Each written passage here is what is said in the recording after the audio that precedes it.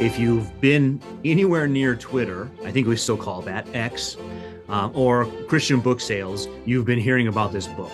And I've been watching Megan on Twitter because she's getting attacked from every angle. And I've been really impressed with how she's able to defend herself and keep going. So I wanted to bring her on because as I read through her book, I saw many of the same issues I deal with working in the secular academy, but they're being transitioned over into the church. And she's documenting that ways that what I call radical liberalism, to distinguish it from classical liberalism, ways that radical liberalism is being presented to Christians and sold to Christians in ways that are very sneaky sometimes. So I wanted to ask her some questions about her book. Thank you, Megan, for being here. Well, thank you for having me, Dr. Anderson. Yeah, it's really exciting. And it's great to know that you're a Sun Devil also. I am. Yes, we were joking before we came on that I probably had a little bit different of an academic experience than you did, but we're all here. I got Yeah. through. So. Yeah. Yeah. I always kind of appreciate being a Christian working at ASU that our mascot is the devil himself. Right. I It know. I draws the always lines it real was clearly. funny. Yeah, so good. And I've been kind of outspoken the last few years about some of the ways that Christians and conservatives are mistreated in the secular academy. So your book really interests me for some of those same reasons. One of the things I like about it is that you're documenting what I would call systematic attacks.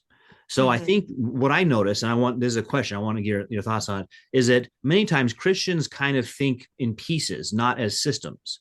And so they'll hear something like we should care for our neighbor, and that Mhm. sounds great, but they're not aware of the system that's being presented to them about how to care for their neighbor.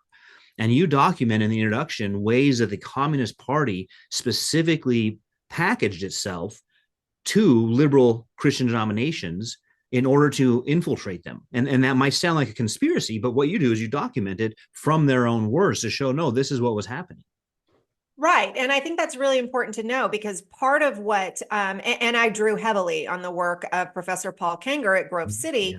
Yeah. And he wrote about how they began to ape Christian terms and use jargon that they knew that Christians would find particularly appealing, even though, of course, these infiltrators themselves were not Christians. They had no biblical conviction, but they did figure out how to use that lingo in order to get people's guards down. And that was very effective. And the strangest thing is some of the terminology is almost the same as what you will hear today in terms of Oh, equity yeah. or wealth inequality or issues like that. And so that was really interesting to me just to see the very strong parallels between then in the mainline churches and today and what we're seeing in evangelical churches.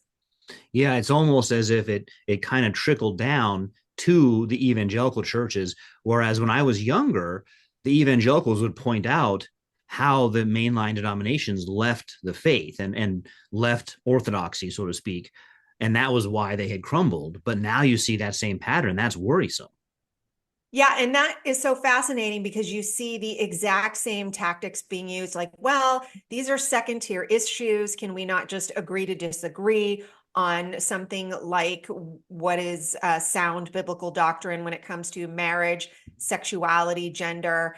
And so pretty soon, once they come in, you then see and we just saw this with the United Methodist Church, Mhm. that the agree to disagree quickly becomes we are now taking your denomination. Yeah. So, and that's what's happened there. And then on some of these other issues that I explore, they may not be issues that are biblically clear like that. Something like, say, climate change Yeah. or immigration policy. But what you do find is that these same terms are being used in order to promote really a very Marxist understanding of how we approach these issues in terms of the oppressor and the oppressed, Right. rather than what is good for the citizens of this nation. Mhm. And you were ahead of me there because I was going to define Marxism for everyone because I'll bring that up with colleagues who I don't think would object to it, and sometimes they'll say, "No, I'm not a Marxist," but I just divide all of human history into the oppressors and the oppressed, and say, "Well, that's the first paragraph of the Marxist Communist or the Communist Manifesto, right? I mean, that is Marxism, but there's different like branches down from Marxism." And so they might say, well, I'm not normal Marxist, I'm some other kind. But the idea is exactly what you said. that there's two kinds of people, oppressors and oppressed. And then that is used to kind of appeal to the Christians' heartstrings, because I think Christians in general are very concerned. Right. American Christians give a ton of money to charity. That's the thing, is we outpace the atheists. The Marxist atheists don't give anywhere near to the Christians. But then we're told, hey, you're not doing enough. And Christians are conscientious. They want to help. Right. And it's funny as you say that, like the term, maybe it's mere Marxism should be, Yeah, that's right. should enter the lingo It's a here, good because book that's really possibility. what, right. That's what you're seeing on any number of topics, where our emotions are played on in that way. And then suddenly, discernment seems to go out the window, because in some way discernment or asking discerning questions seems unwise. Like if you ask a question about, okay, what should our policy be with asylum seekers? We don't start to ask, could we do more in all of this giving that Christians do? Would that money be more effective in some of these home countries? And in fact, a lot of studies have shown that you can, your money goes 10 times further in some of these countries if we were to help some of the people there, rather than to say, well, we're going to bring them here. And those aren't questions that we talk about, because I think there's this emotional manipulation to say that it's somehow wrong even to bring up these issues of what's prudent. Yeah, and I wonder. So that the first point was just that I think what I liked about your book was it encourages that kind of systematic thinking for Christians. You start off with that, and then you get into specific issues that reflect that Marxist philosophy. But Christians just becoming aware of the fact that anti-Christians like Marxists have a plan about how to destroy the church. And that doesn't mean each person you write about knows that. And I think Right. you're careful not to make that accusation. But each person who's involved in this should know about the plan of those who hate Christianity. Yeah, and that was very much why I started. Some people have asked me, why did you start with climate change? That doesn't seem like the clearest issue.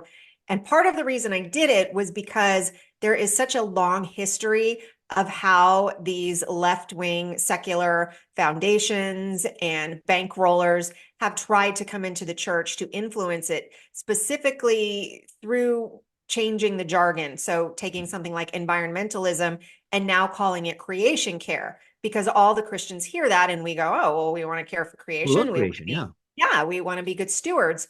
And so what they did was set up these evangelical front groups really in the early 2000s with names like the Evangelical Environmental Network. And it's fully funded by secular left foundations and pass-through organizations, the Clinton Foundation, the Rockefeller Foundation. So just like the communists in the 1930s and 40s, these are not people who have an interest in building God's kingdom. They are creating these religious appearing institutions in order to achieve other policy goals that have nothing to do with Christianity or what the Bible says, but they use that jargon to do it. And as you said, not every single person who becomes involved in that work or who just absorbs the messaging and the narrative that they're bringing in, that doesn't mean that they all know that they're doing it. But that is, and they talk about this explicitly in their documents, that is their intention, these secular left Yeah. organizations, to harness the power of evangelical leaders and see their influence trickle down to the pews. Yeah, and those are some of the most important kinds of quotes that you found, was to let your readers know they say this among themselves about their plan. Yeah, I mean, at times it was almost comical as I was doing the research, that it reminded me kind of the end of some sort of bad action movie where the villain goes into a speech about here's why we're Yeah, doing what we're doing, and that's what they this do. was our plan. And it was a little like that in looking at some of these documents, that they just lay it out so boldly. Yeah, they just put that out there. That is funny, and I think climate change. All the examples I wanted to talk about today. First, your first chapter, like you said, was on climate change, but all of them are like that, where they appeal to the good nature of Christians and change their message just enough to get Christians to accept it. Because if you say, "Well, I'm not for creation," or "I'm not for women's health," you sound like you're not a good Christian. And so that Right. whole anti-Christian movement is very wise and cunning. And we're told that right away in Genesis, that the enemy is cunning and crafty. But I almost think that Christians, maybe we want to think the best of everybody. And so we project that, and we're not willing to believe that, no, the enemy would like to destroy the church.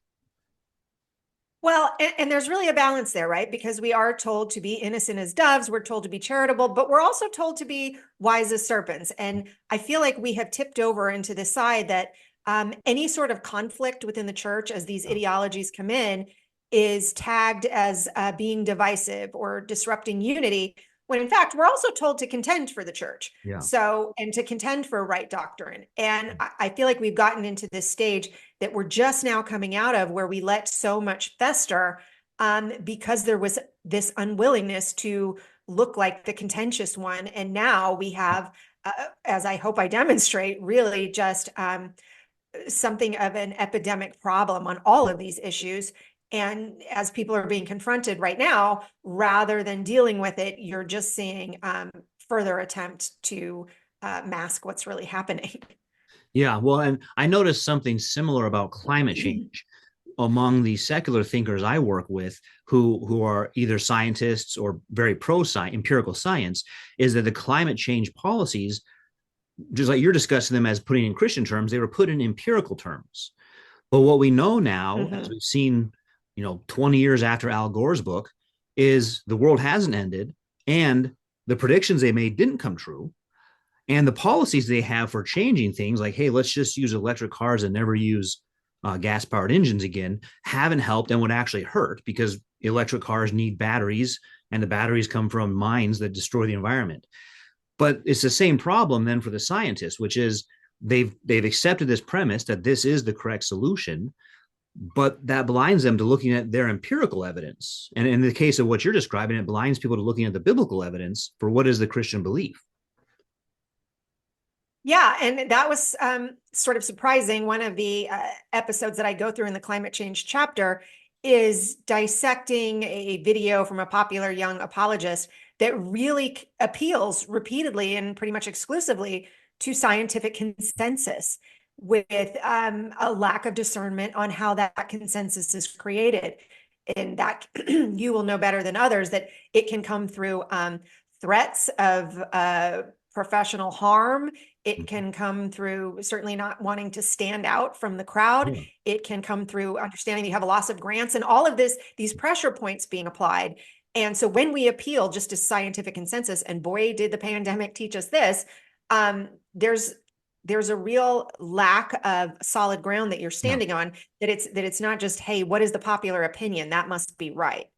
Yeah, exactly. And you're 100% right. In my profession, professors do not like to stand out or go against the grain. There's certain approved debates you can have and approved positions you can take in those debates, but to stand out and actually question the whole system will just get you in trouble. You won't get tenure, you won't get grants, like you said, you won't get published anywhere. So yeah, the idea of a consensus no longer means what it used to mean.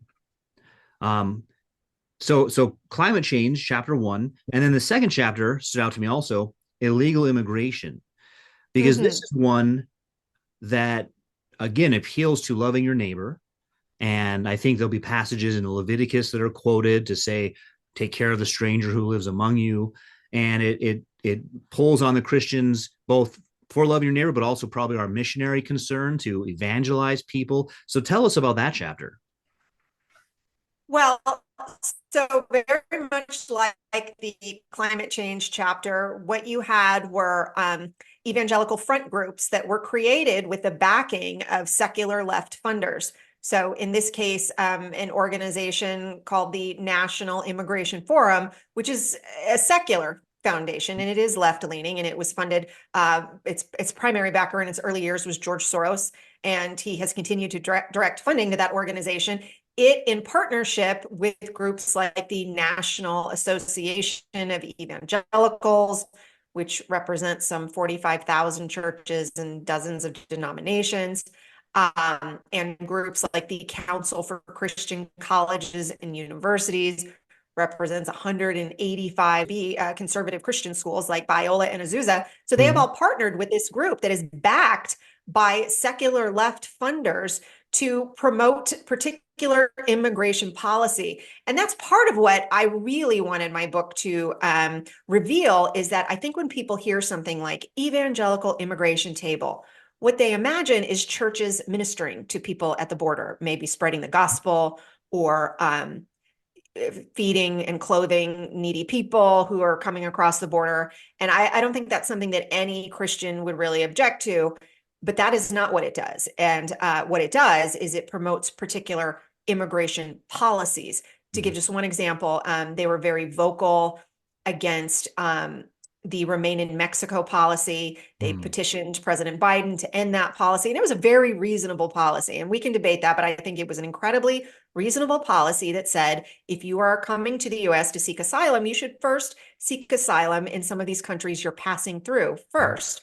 The Biden administration complied and ended that policy. And so that's what this group really does.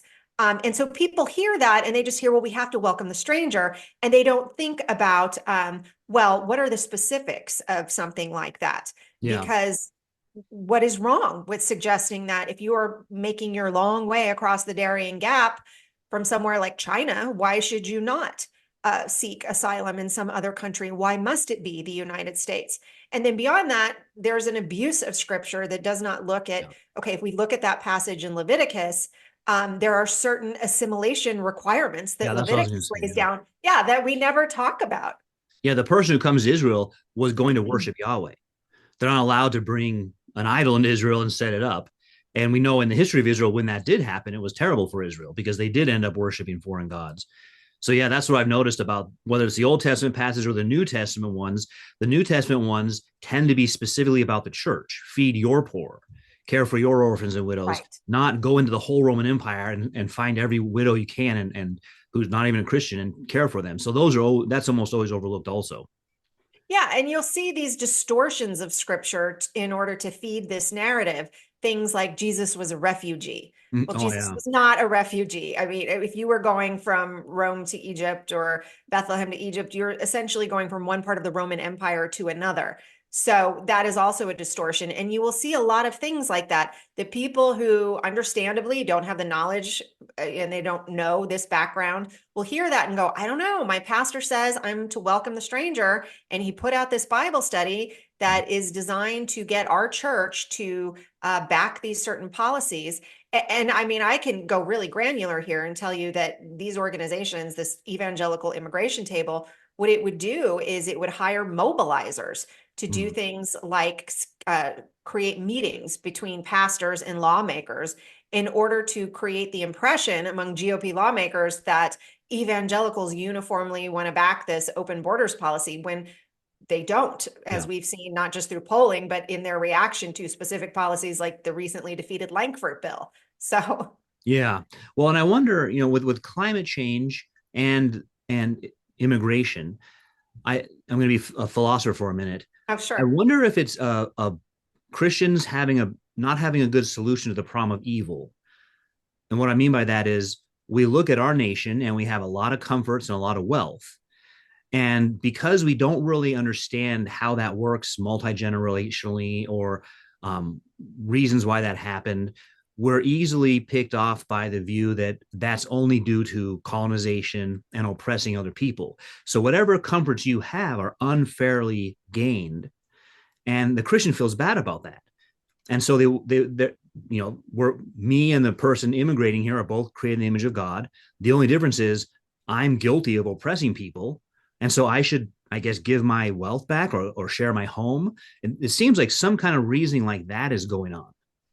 It's funny that you bring that up because if we go back to climate change for a minute, I actually quote one of these professor/climate change activists who was speaking at what's known as a very conservative seminary, creating a sort of climate change presentation and encouraging the students to buy carbon credits if they fly and things like that.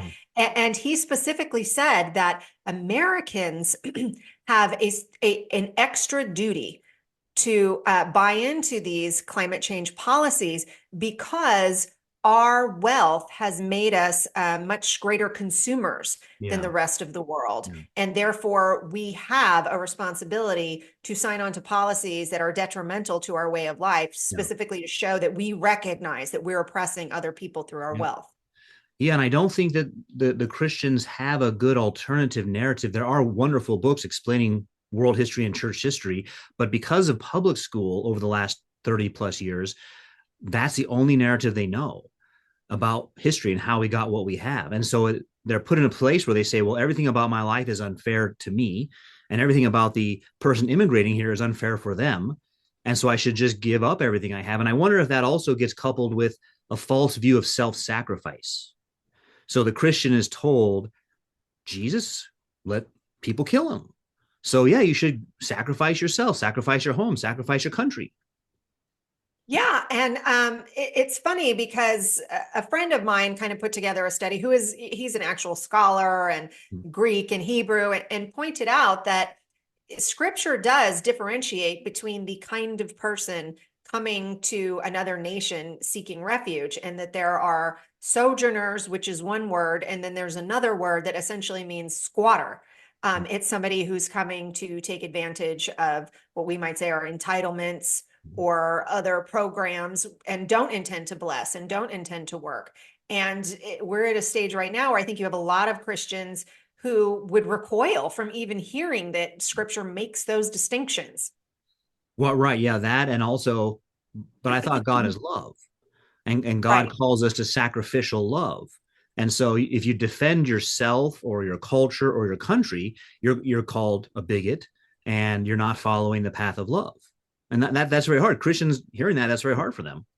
And I think that maybe part of what will help is to explain to them, yes, but when we're talking about loving the stranger or loving our neighbor, we have citizen strangers and citizen neighbors, and we also have a responsibility to think about how these policies may be negatively impacting them. There's been a lot of discussion now about how Gen Z and the younger millennials are having a really hard time getting into the housing market because mass immigration has driven housing prices Yeah. up.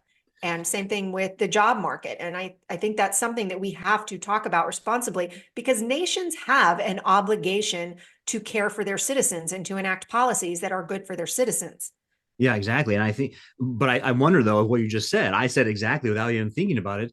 But that's what the other person would say. No, that's not true. You're supposed to sacrifice yourself, and you like give your entire life savings. And I don't know anyone who does that, but I have heard Marxists taunt Christians with that.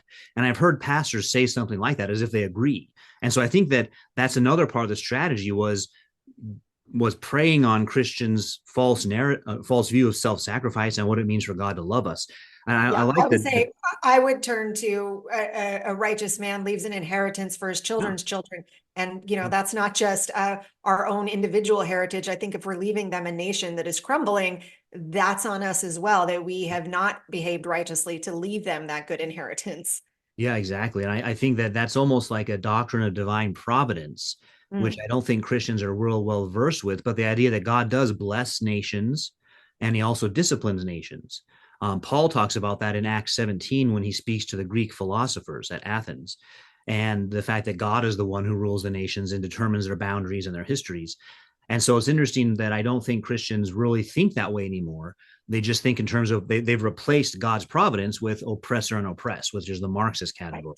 And I love you begin your introduction with a quote from Joy Davidman about how we often think in terms of global solutions. I'm going to solve climate change by buying a Tesla. But within our church, we've got the kinds of problems that we're talking about. So we have strangers in our church that we don't know, and we're not helping. And your point about Gen Z was a perfect one because it's the same thing. So a lot of the biblical commands are about that. They're not about solving the Roman Empire's energy problems. They're about your church. Well, it's funny. I can't remember which Dickens book it was right now. But there is a character in one of Dickens' novels that Mommy and Sons. I can't remember. Well, anyway, she is always preoccupied with her missions work, Yeah. and her family is in Yeah. Who ruins. is Her that? children are neglected because she's so focused on, well, my very important missions work. So Yep. she's supposedly showing all of this love for people overseas that she doesn't know, while the people who are right there next to her, who are her actual neighbors in her family, are going completely neglected, and Yeah. she is not serving them in the way that she is actually biblically mandated as a mother and wife to serve them. Yeah, no, I think that's right. And I wonder, again, going back to my being a philosopher, if that's connected with our need for meaning. And Yeah. perhaps Christians have not done a good job of helping people see how Christianity provides that. But the Marxist and radical left has been saying, hey, if you want meaning, you should make the world better. And you make the world better by driving electric cars and stopping the patriarchy. And so you get these causes, which you actually make no dent. When you do those things, you spend your life on them. It's really sad. It's a tragedy. You spend your life on them. You make no dent in the actual problem. Whereas if you invested yourself in the Great Commission, and as you said, parenting, local church, you do a lot. And I think there's blessing that comes with that, that is meant to come with that. If you're a parent who's pouring into your children, then you reap a harvest of love for that. Or if you're making disciples right there in your community. I watched my dad. He's such a tremendous example of this. Now that I'm as an adult, I know so many people who tell me, both my dad and my grandfather, I became a Christian because of your dad. And they're still close to our family. So you reap this blessing of community that you're never going to reap by just backing some government policy or, yeah. So anyway, I think that that is something that you can very much see, that the nature of reciprocal investment and blessing isn't there, which is not why you do it. And yet that is part of what God does when he designs these things.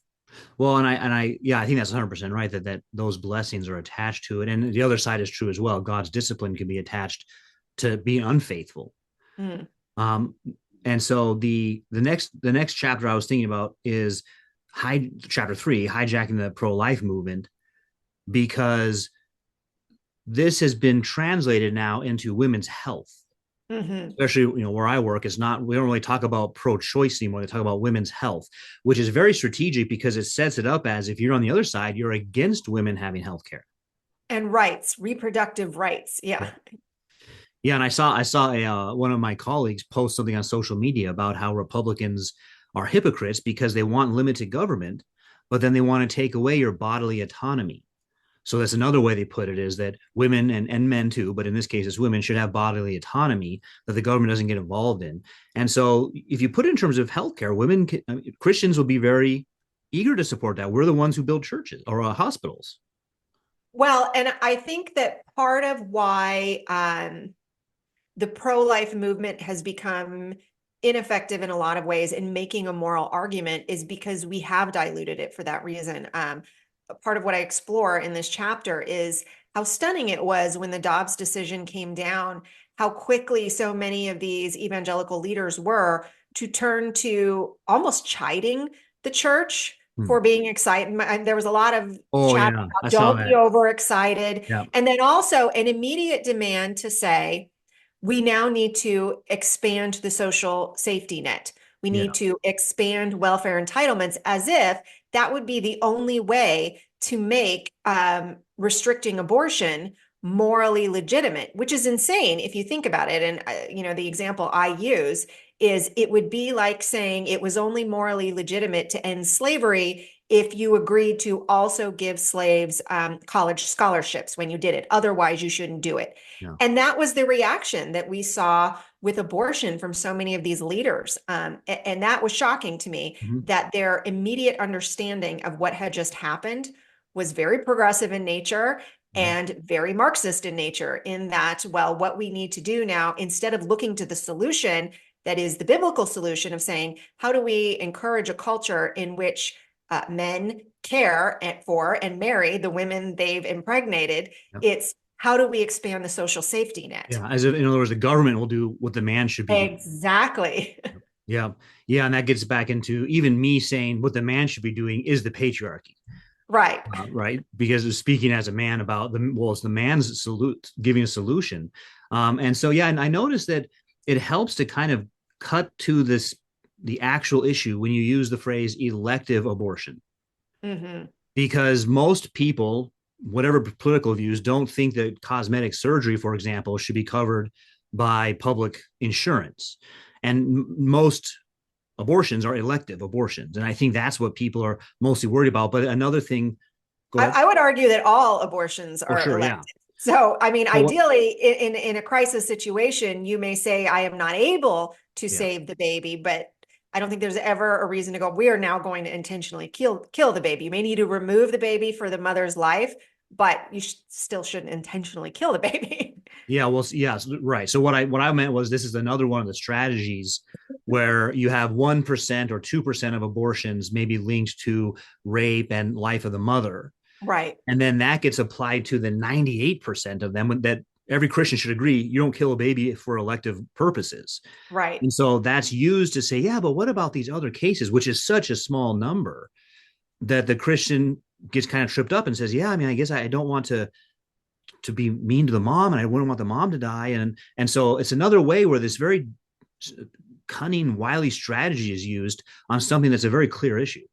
Yeah, and that is the tactic that you see again and again is taking an extreme outlier exception and making the rule around the outlier exception rather than the general occurrence that we all agree. Look, most cases of unwanted pregnancy are because someone engaged in sex and didn't take the precautions. And the best precaution would be don't sin and don't have sex outside of marriage.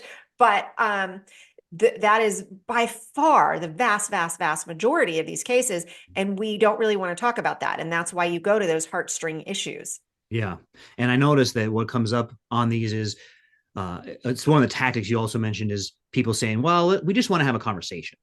We Right. need to be nuanced. We don't want to just be flat footed and, using a sledgehammer. We need a laser tool here. And I hear that as well. And as an academic, I love let's have a conversation. Let's be nuanced. But it's really not that. It's a tactic to say you're actually wrong because you're a fundamentalist, and I've Mm. read the literature, so I'm right. And let me explain it to you.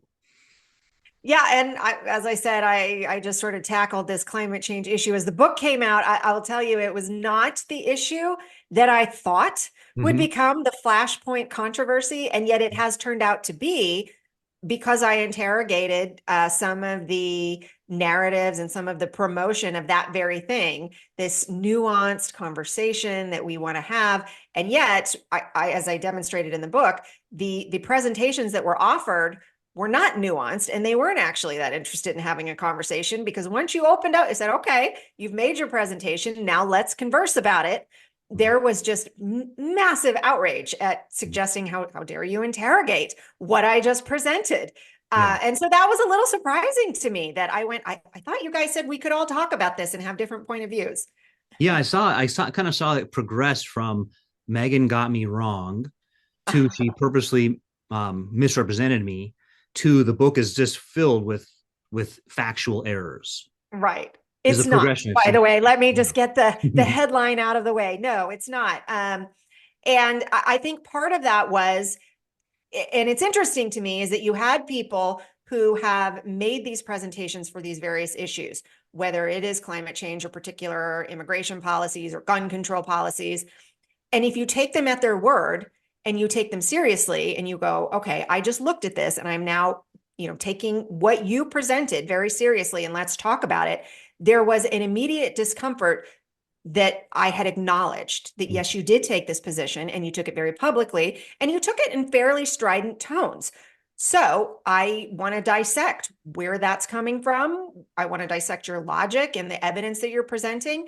And I think part of it goes to why they're presenting it the way they are. And that is, it is a progressive position to say, and you can argue whether it's a good that's not to disparage it. It's saying it is a more progressive position to say that we as Christians should back, say, cap and trade carbon emission legislation, and that it is a biblical imperative that we do so. And if you do that, what I have done is revealed that you, as a pastor who enjoys a reputation as a conservative, that you have done this. And I think that was a big part of the fiery reaction, was because there is a panic of a mask slipping, because part of why they enjoy a certain credibility is by saying, I am very conservative. And you may be on a lot of issues, but you're not on this issue. Yeah, just that by itself is enough to cause a commotion. Right. Just doing that. Yeah, I think so. And I think one other strategy I notice is saying that evangelicals of the past have only cared about salvation and going to heaven. And we Christians, we do want to influence the world around us. But whenever I hear someone say that, because I agree, But whenever I hear someone say that, that second part is always the progressive solutions. Mhm. I never see someone say, and that's why I read William F. Buckley Jr. You know, so it's just Right. like, why is that always? We don't want to be only otherworldly. We want to be this worldly, and so we should vote for the progressive left. But it Well, sounds and it's good. right. And it's been fascinating to see how quickly issues that have extreme biblical clarity, like what marriage is, Yeah, that's what I'm going to come to next. Yeah. yes, but that those have been swapped out for issues that are very muddy biblically. Like I said, things like what should our gun control or immigration policy or any of these other issues. Those are muddy issues. There's a lot of scripture you could draw on to debate both sides, and that's fine. But those issues are now being branded as the moral issues, where the very clear issues, you're seeing some of the more, and they would chafe at this, but I think it's legitimate. Some of these more progressive Christian voices, they're not hard progressive, but soft progressive, like say a David French at the New York Times. He would now argue that due to pluralism, we shouldn't argue for marriage as a matter of law, biblical marriage, and doesn't deal with all of the dominoes of chaos that Yeah. creates. And there's something distinctly anti-conservative about that. And yet, if you suggest that someone who is saying we should pull the rug out from under the number one most important building block to civilization, that person isn't conservative, well, they balk and they're Yeah. outraged. And yet could not be a more legitimate position to say someone who isn't for marriage as a matter of law, as defined between a man and a woman, is not a Yeah. conservative. Well, and that's where I almost see them flip flop from saying evangelicals should not just care about our souls, they should care about the world and our bodies. They use that line to say, feed the poor, not just preach the Bible at them. And then their solutions, the progressive ones. But then when you point out the problems of the progressive ones, they all of a sudden will switch back to saying, well, we just live in a pluralistic society, so Christians should not try to influence the public realm. Wait a minute. You can't have it both Right. ways. And so whenever a conservative Christian says, yeah, I want Christianity to influence the world, just like you're saying, you run the risk of being called a Christian nationalist. Right. Yeah. And it's funny because I always joke that I feel a little like Herod with the Christian nationalists. I just like to listen to them. Mm-hmm. But I'm not sure where I'm at anymore, Yeah. or not anymore. I just haven't been sure of, do I want to adopt that label? And yet it's being put on me anyway.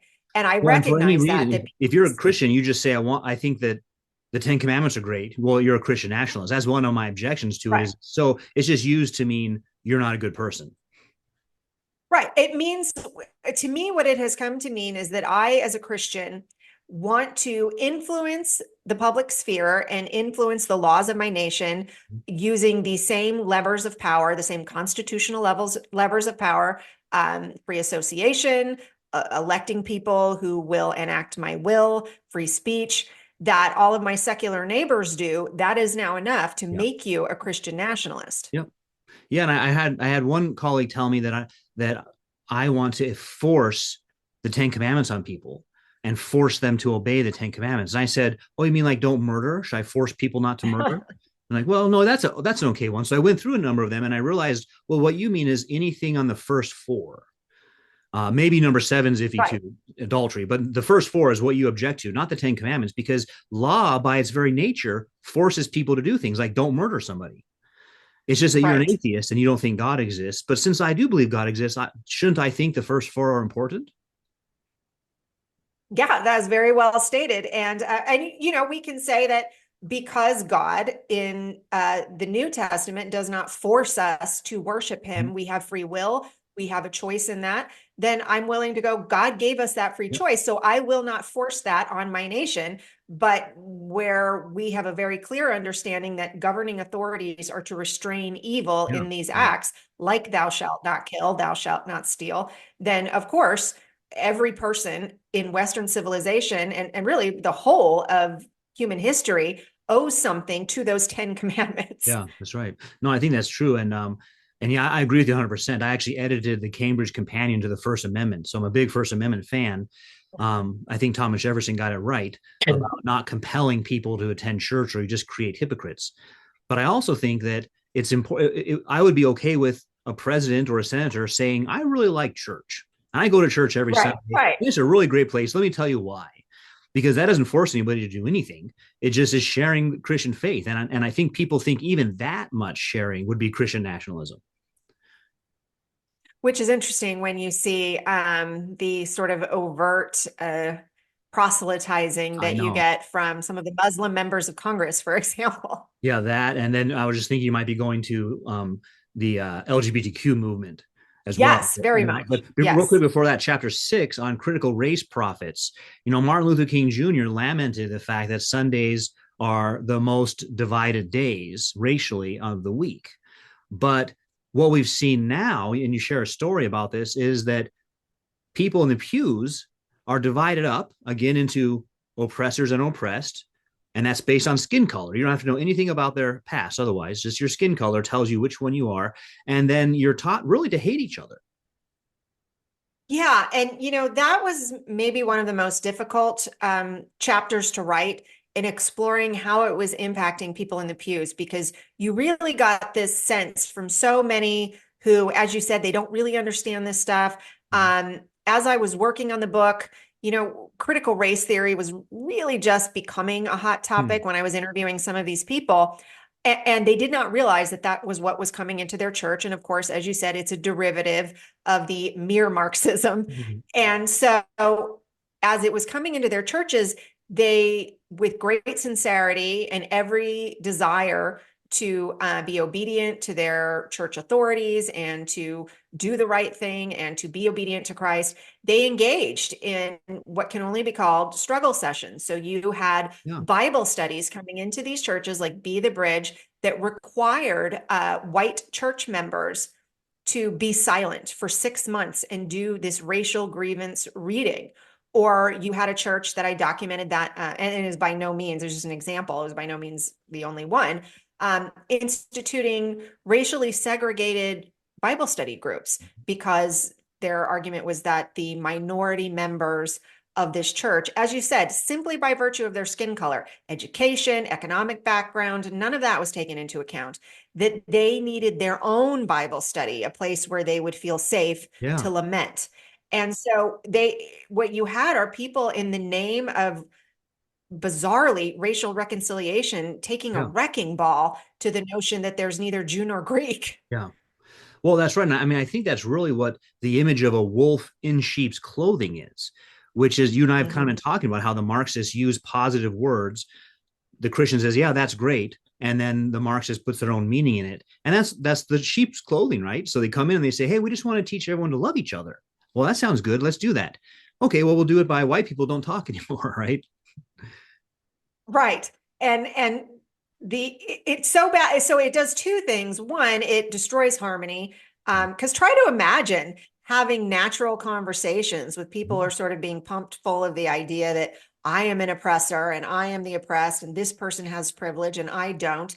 And all of it is based on this politics of envy and really violating the command to be content with what we have. And so that to me was the most explicit form of we have Marxism coming into the church. I think all of them show some shade of that, but that one was the most explicit, and you could see the damage so immediately on what it was doing to churches and just the hostility and grievances it was creating. Yeah, well, and I've seen it with students because we've had cases at ASU where teachers say white students can have to wait for everyone else before they ask questions, or they can't ask questions, or white men in the class are singled out and they have to, for example, shave their armpits to learn what it's like to be a woman. And for me, I've laughed on two sides of that because I don't think that, like, as a woman, if I was a woman, I'd say that's not what it means to be a woman. It doesn't teach this That's guy. the whole of the experience right there. That's it. But it also is clearly just discriminating against one group of people based on their gender. So yeah, you see that same thing. And that's what's sad for me is when I read the book and see that what I experienced at university is trickling into the colleges or the churches. And that's the last one. Well, go ahead. I was going to say, just, what bothers me so much about that, and I tried to bring this out, is the kind of the other part of this pattern is that whatever is the dominant secular culture's preoccupation, again and again, we're finding the church just a little bit late, taking it up too. They'll give it, as we said, some slightly different terminology, But whether it was the Me Too movement, whether it was the CRT, racial grievance, whatever the issue is, I think the biggest problem is that it is a constant effort by so many church leaders to not be distinct. Mhm. Because if we are the Christ-like kingdom of God on earth, should we not have different priorities from the world around us? And yet, what it always feels like is we are scrambling to keep up with whatever, Fortune 500 companies are interested in, whether DEI policies or Yep. what the WEF and the UN are interested in. And Yeah. that should, if nothing else, set off alarm bells that, gosh, again and again, we don't look different from the culture around us. Well, that and yeah, exactly. And it does two things for myself. After I started speaking up and became more of a public intellectual, I noticed I'm not invited to the wine and cheese parties anymore. And you can convince yourself that getting into those parties is a way to get Christ into the parties rather than saying, Right. no, you just kind of like being in the inside group. And then the other side of it is that once you speak up and you have a different approach, you have to take responsibility for your church. You and I have said this a few times today is there's people in your church that need that help. And your eyes are on the whole world thinking about someone you never met, and they may or may not actually have a problem, whereas you can help the stranger in your church. And so chapter 8, last chapter of the book, none dare call it sin. This one Mm-hmm. and the abortion one, as you've already said, these are the clear ones biblically, Mm-hmm. but they're the ones that stand out. And for me, maybe this one, LGBTQ, stands out the most. And that might be just because of where I work, where we have to go through a training called safe zone training, where we're taught that there are an infinite number of genders. And to Wow. believe that there's any morality attached to sexuality is homophobia. So I see that stuff going on in my school, but now we see it going on even in what are supposedly conservative circles. Yeah, and I kind of saved that one for last because I felt like it should be the most disturbing to Mhm. you. Pro-life maybe a close second, but this one, because there has been so much capitulation on this issue, and that I also don't believe that so many churches and pastors understand what's coming for them. So, as with these other issues, same pattern, very large secular foundation found that they're not getting their policy goals across the finish line. They realize the big problem we have here in the United States and in the Western cultures generally are these Christians. So how do we co-opt their minds and their votes in order to get them on board? And this very large grant maker, Arcus, for example, started funneling money into organizations to move Christian doctrine. And they say this explicitly, that our aim is to come into every denomination, no matter how conservative, and change its doctrinal positions on marriage, sexuality, and gender. And so they have poured millions of dollars into it. Activists are being trained, and not just, you think young people when I say activists, but in fact, one of these groups, Reformation Project, that is sending people into evangelical churches, has a program called Pastors in Process. And it is designed to confidentially teach secretly LGBTQ affirming, to use their language, pastors how to slowly and carefully nudge their congregations toward LGBTQ affirmation. And when you look on the other side, you should see the programs that they're going through. I mean, they will tell you you're going to have, this many hours a week of reading. We are going to meet this many hours a week. At the end of the semester, you will have to come and we will do a 1 week Yeah. symposium and seminar. And then on the other side of that, what do you have? You have some pastors who maybe bring it up once or twice a year. And when they do so sheepishly. So which side is going to win when the levels of commitment are so different? And that to me was also probably the most analogous to what was going on in the 1930s and 40s with the communists, that there was such a determined effort to say, we are going to transform these churches. That's the same thing you're seeing with these LGBTQ activists. Well, that's what you did so brilliantly in your book is you brought that to our attention. And as a philosopher, I kind of work in the area of ideas. So I was aware of this systematically, that there's a whole anti-Christian system that wants to attack the church. But what you did is you went into the details. And I hope people get your book. I hope they read those details for themselves. And it helps them see that we're really involved in a spiritual battle. And we are called to love our neighbor, but we don't have to put a Marxist meaning on what that means to love another person.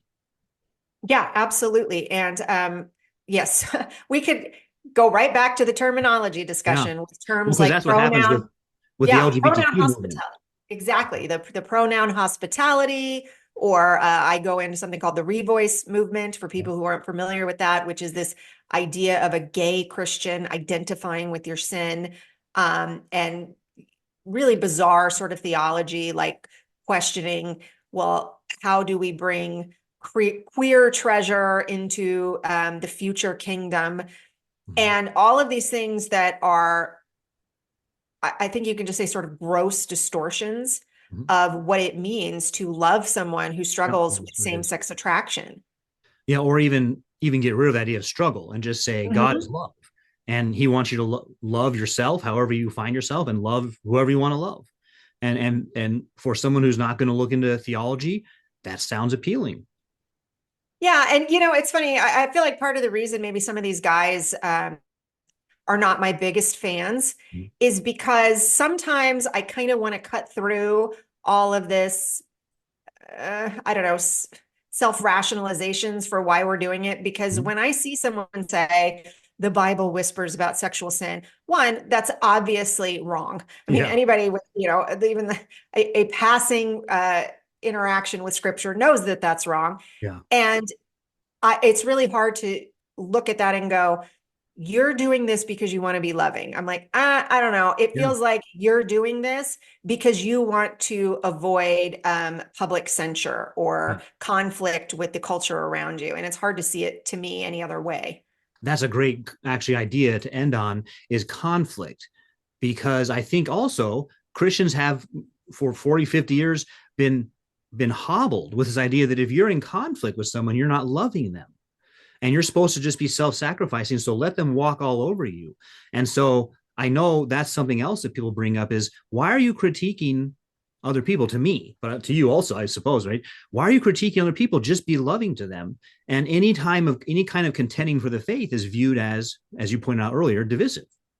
Yeah, and I always like to bring up that great moment where Jesus looks at the young man and it says he loved him. He Mm. loved him. And so what did he do? He immediately started a conflict with him. He said, well, you lack one thing, go and sell everything. And it was that juxtaposition of, because he loved him, he challenged him with this thing to say, are you really willing to follow me? And Yeah. we have the opposite. We say, we love you, therefore we're not going to challenge you on anything. Yep. And that's just a complete disconnect from what we see modeled by Jesus and modeled by the apostles. Yeah, it really is. And I think that the need for courage in our day is extreme. We need Christians to have courage and to be able to speak up in good ways. We don't want people to be abusive or silly in what they do, Right. but we want them to speak up in clear ways. And I think again that for everyone watching, that's what your book does. And I hope that they will get it and read through it and be prepared for the spiritual battle we're in today. So thank you so much for uh, coming on here and talking with me about it. Absolutely. Amen. Thanks for having me.